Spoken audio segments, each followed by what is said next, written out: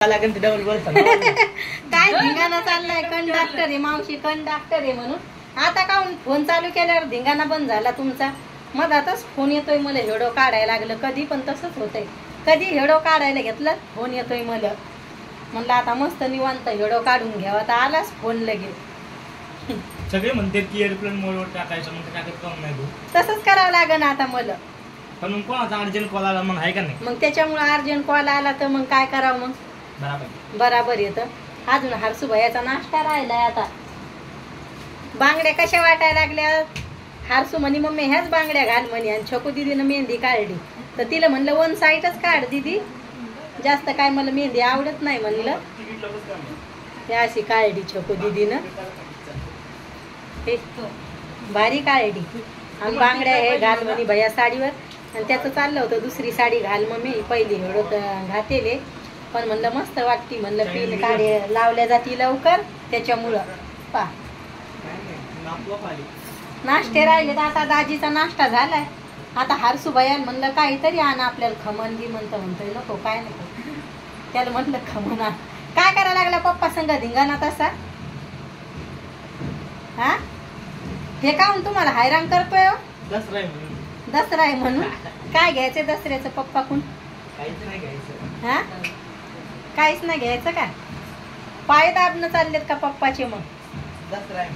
दसरा आहे म्हणून. आज हरसू भैयाला सुट्टी, काल पण सुट्टी होती. काहून सुट्टी माहिती का. दसरा आहे काहून सुट्टी आहे, दसरा आहे म्हणून.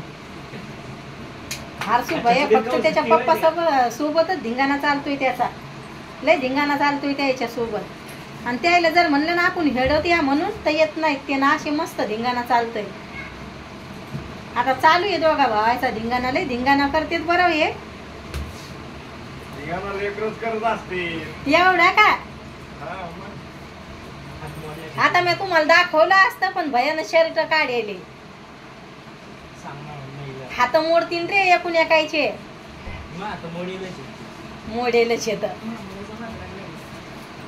पोरीच्या जातीचा हात मोडणं चांगलं नाही. नाही रे, पोरायचं कसं असतंय ते आपल्या घरी राहणारी वस्तू असती पोरग, त्याच्यामुळं हे नाही म्हणायला लागले मी.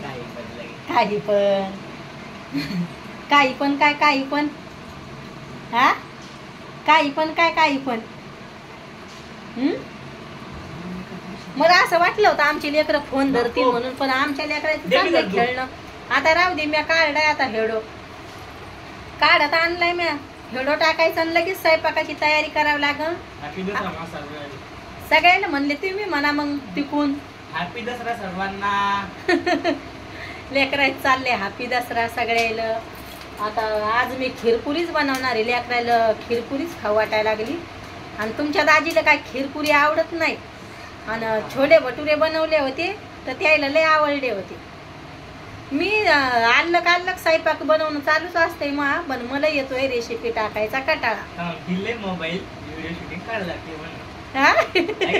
हा त्याच्यामुळं. नाही तर आमच्या घरात दररोजचा नाश्ता आल्लक बनतोय.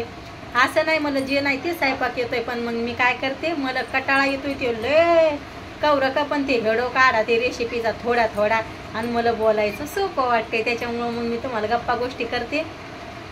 आणि हातावर मेहंदी काढायला मला लय आवडती, पण मग इकडं कसं आहे डिझाईन मला काही येत नाही तर मग काढता येत नाही मला. त्याच्यामुळं नाही तर मला मेहंदी लय आवडती हाताला. पण छकू दिदी येतं म्हणलं दीदी माझ्या हातावर मेहंदी काढ म्हणलं. मला मेहंदी काढायला लय आवडती, मला मेकअप करायला आवडतं. पण मग कसं आहे घाई घाई मग सकाळची घाई राहते मग मला. त्याच्यामुळं मग मेकअप करणं होत नाही आणि साडीवर काय काम करणं होत नाही माझ्याकडून. त्याच्यामुळं. आणि हरसू भैयाला साडी आवडत नाही.